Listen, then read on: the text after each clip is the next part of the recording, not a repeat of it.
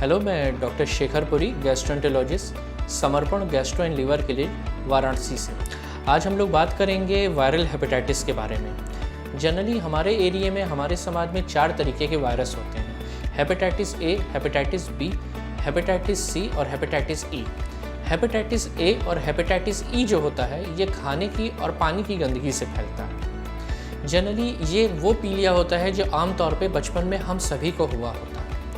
इस केस में मरीज़ों को अक्सर कमज़ोरी होना, बुखार होना, जी मिचलाना, उल्टी होना, पेट में दर्द होना, जॉन्डिस होना, इसकी शिकायतें होती हैं। इस वायरस हेपेटाइटिस ए और हेपेटाइटिस ए की जनरली कोई दवा नहीं आती है। ये एक सेल्फ लिमिटिंग वायरस होता है जो कि समय के साथ खुद ब खुद धीरे धीरे कम होने लगता है। इसमें हम लोग मरीज़ों को सिम्टोमेटिक ट्रीटमेंट देते हैं, मरीज़ के डिहाइड्रेशन का ध्यान रखते हैं और खाने पीने में स्वच्छ और सादा भोजन देते हैं। दूसरे तरीके के जो वायरस होते हैं वो होते हैं हेपेटाइटिस बी और हेपेटाइटिस सी। ये जनरली खून के संपर्क से फैलते हैं, जैसे असुरक्षित यौन संबंध हो, इस्तेमाल करी हुई सुई हो, कभी बिना चेक करा हुआ खून हो, या कभी रेयर केस में माँ के गर्भ से भी बच्चों को हो सकता है। हेपेटाइटिस बी और हेपेटाइटिस सी 2 प्रकार के होते हैं। एक एक्यूट हेपेटाइटिस होता है, एक क्रॉनिक हेपेटाइटिस होता है।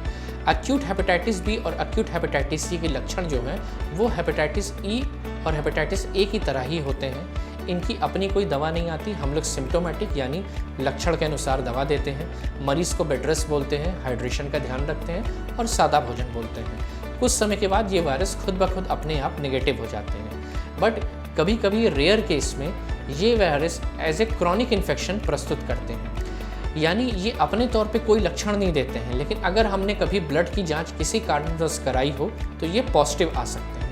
तो हेपेटाइटिस बी, हेपेटाइटिस सी में हम लोग को देखना होता है क्रॉनिक इन्फेक्शन में कि वायरस अभी एक्टिव है कि इनएक्टिव स्टेज में है। अगर ये इनएक्टिव स्टेज में है, यानी ये लिवर में कोई डैमेज नहीं कर रहा है, तो हम लोग कोई दवा शुरू नहीं करते हैं और इसकी हम लोग हर 6-6 महीने पे जांच करा के देखते रहते हैं।